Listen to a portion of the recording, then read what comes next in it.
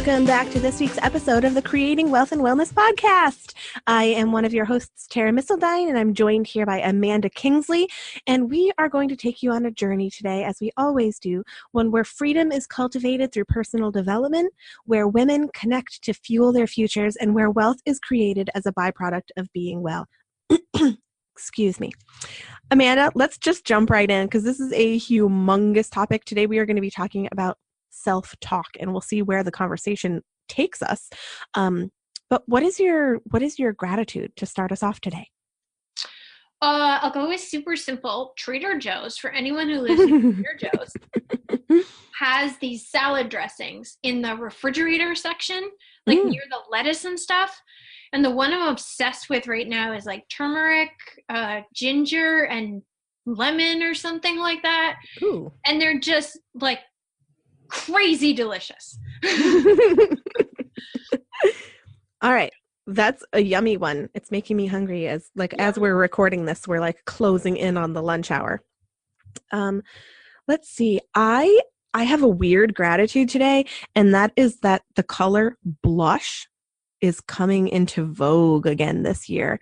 And I love that. That's like my color, that like blushy champagne pink color. I freaking love it. And it's everywhere right now. It's basically like the color of a Himalayan salt lamp. Yeah, totally. You know, I love that color so much. And I love that it's like showing up everywhere. So I might have like a little bit of like stuff to add to my branding.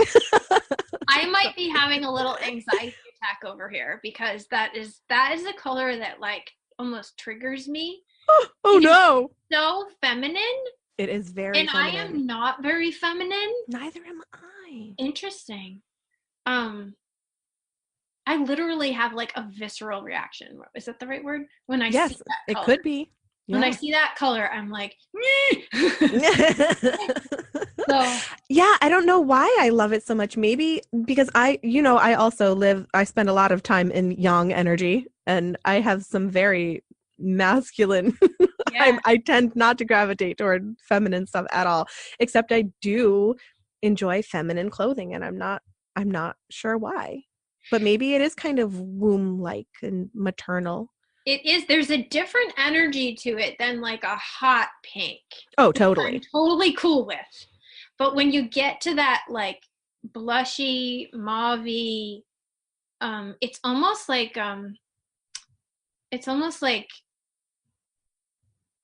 what's the word I'm looking for? I don't know. Like goes back generations of femininity. I don't know. So not vintage, but like. Yeah, I don't even know. I'm just going to sit and process that color a little bit. This is really interesting. If anybody, I would have had no idea that my color love would bring this up. But if anybody has something to say about this, if there is some kind of like either, feng shui or color energies thing that's coming up here and you have some insight, please do let us know. I think I know what it is. And it's that color is very much in the love and relationship area. If you're talking about feng shui. Mm-hmm. And in that area, it's all about receiving. Which is so feminine, isn't it? Really hard for me.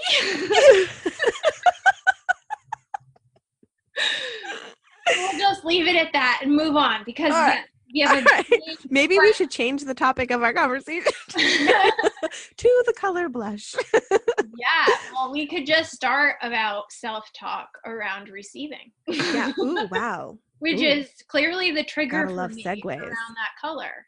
And my self-talk around receiving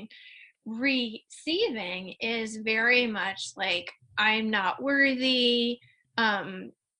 Yeah, well, I'll just end it there. That's where the self-talk is. It's so huge. So when I think about receiving, or I see that color and am triggered to think about receiving, there's a lot of self-talk about being worthy. I'm not pretty enough. I'm not smart enough. I'm not, I haven't given enough yet. So yeah, self-talk, bam, right there. Yeah, and it's so fat. And see, this is why, like, as always, this is going to be the tiniest little tip of the iceberg that we talk about today, because this topic is so deep and so pervasive and also so individual, because I feel something entirely different when my self-talk starts regarding that color, or even regarding receiving, or like my self-talk doesn't go anywhere toward whether or not I'm worthy.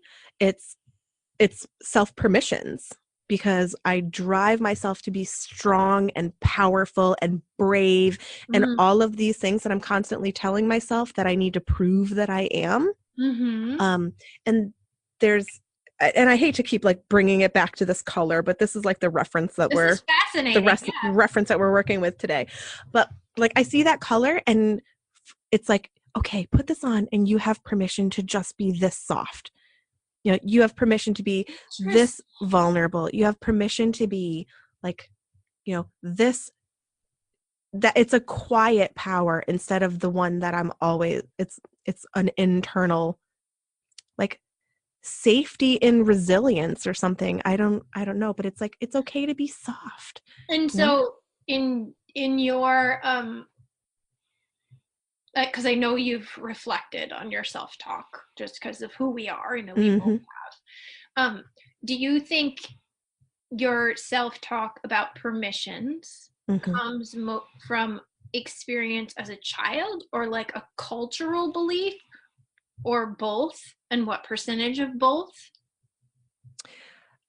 Yeah, I think that it's both, but more of like a self-imposed survival tactic than something that I learned as a child, because I had a relatively permissive young childhood, and after my personality was already formed, did I find myself in a household that was extremely overbearing and controlling and manipulative. But I feel like lots of parts of me were already formed by that time, so then my entire life became rebelling against those controls. Yeah, so I'm not sure. I just think it's interesting that I have little to no thought about permission to anything at all. I'm like, and see, my entire life is about permission. I'm just gonna do what I want to do. Yeah. So why is that so different in us? Like, where do these things come from? I know for me with the self-worth, a huge piece of it is just cultural and media and like, but then also definitely pieces of my childhood. And yeah, I mean, I know there's stories in there that affected it, but I also know a huge piece of it is just like, it's cultural, and some of it's not even mine. I'm just carrying the weight of it.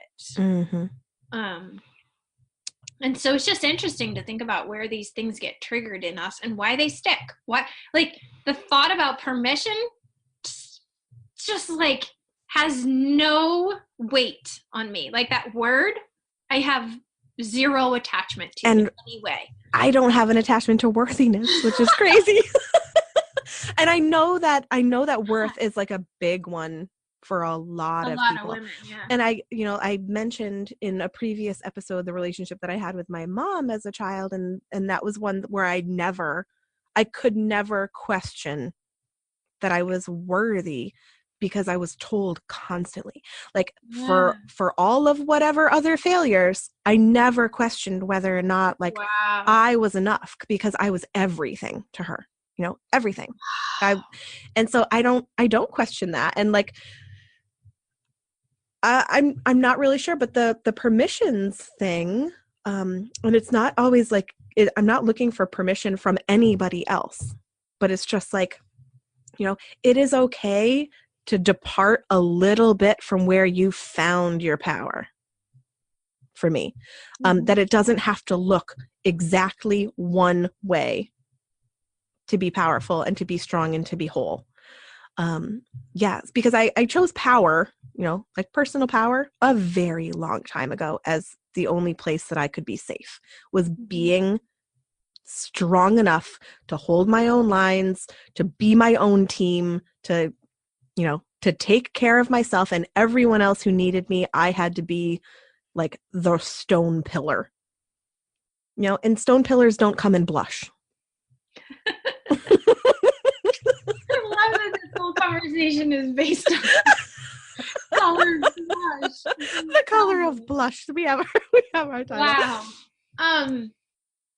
It's just to me, this is all just such proof of, and the self-talk are just thoughts in our head, right? Yeah, exactly. And it's just such proof that these thoughts are just words, and it's the meaning that we give them that matters. And you give meaning to worthiness and permission in such a different way than I give meaning to it, but it's the same exact sentence or word or concept or trigger.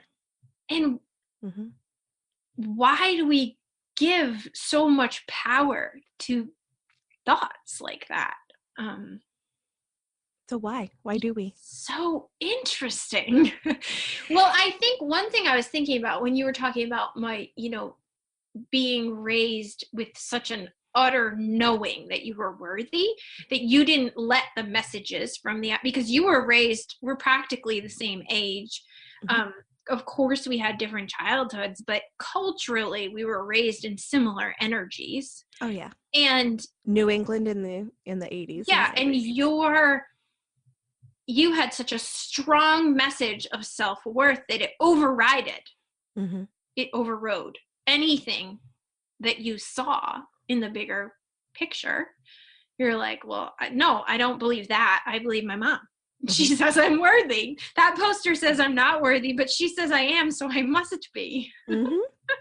Well, I think my mom did a great job on not just assuming that I would get that message and that it would be enough, but I have vivid memories of, some of my friends' mothers making derogatory comments about their daughters' bodies when we were young teenagers. And it would make my mother rip roaring mad. And she would not hesitate to talk the entire way home about how that was not okay. You should never say something like that to your child. And so she very actively counteracted those messages. It wasn't just oh, I love you so much and I hope that that's enough for you to know that, not to believe those other messages. Yeah. So you learned to give her words. You've chosen to give them power. More power than, magazine pages and things like that. Yeah, totally beautiful. And I give power to the magazine images. I still do. I hate to say it, but I do. And I can intellectually and logically talk myself out of that. But there's this underlying thought that is really hard to shake. Yeah, definitely. And that self-talk just spirals. I guess what I've learned in the last 3 years about self-talk is that the more I practice my way out of it, the more I practice correcting the thoughts, changing the thoughts, redirecting the thoughts, giving power to new thoughts, the quicker it happens. And so when I started this work of noticing the self-talk, it took a really long time to just notice it, to even notice that it was there. Then it took a really long time to know what to do about it. And the more you practice and the more you study and the more you are aware, the easier it gets. And so even though I have some strong feelings and self-talk about worthiness, I don't let them get in my way. I just know that they're there, and I've practiced so much that I can push them out of the way and keep going, or just notice them and say I see you're still there, but I'm going to keep going. And so no matter what your self-talk is, because clearly Tara and I have really different self-talk, no matter what it is, the key is to notice it, learn to redirect it or move around it, and to practice. Just keep practicing until it happens quicker and quicker and quicker. And you see that billboard and either ignore it or laugh at it or, notice it and move on or whatever. But it's all about practice. Yeah. And I guess I also want to point out that self-talk is not just negative, obviously. Oh, of course. We've referenced a lot of negative spinning self-talk in this conversation so far. But, you know, like when people could hear it and recognize that the voice in their head is saying, oh, you know, that person is perceiving me as unworthy, or like I feel unworthy now. Is it me perceiving myself as unworthy, or am I sensing that they're perceiving myself as unworthy? And like, why on earth does that person think that I am unworthy? That's such a weird thing to think about me. Yeah. You know? So there's so many different voices of self-talk. And I think you're absolutely right that being aware of what is being said in our minds is the key to changing any of this, because so much self-talk is like under the radar. We would even make a split decision based on that self-talk in our head for or against whatever we're doing, and we don't even consciously hear the voice. Totally. It just says yes because or no because. Mm-hmm. And if we're not registering what the because was, then we are handing that power over to decisions that we could have made when we were, 6 years old for ourselves. Yeah, and a lot of us are really listening to self-lecturing, not self. Yeah. Right? So it's not a conversation. Exactly. A lot of the self I love that we're listening to is just a definitive voice. It's like a lecture in our heads from ourselves. And then what we learn to do is have a talk, have a self-conversation between the thoughts in our head. Oh, I love that, Amanda. And then we can eventually get to the other side where it is also a lecture almost, or a definitive thought, but it's in a positive direction. Excuse me. So you can go from like a negative lecturing to self-conversation, then back to more just affirmation, positive affirmation again. But there's so many layers of it. Yeah. And one thing that I just wanted to bring up, it just like kind of got sparked in me a couple of minutes ago. And that is trying to surround yourself with trusted sources who confront your negative self-talk and trust them. Ooh, yeah. Because this was really transformational in the first few years of my marriage, because David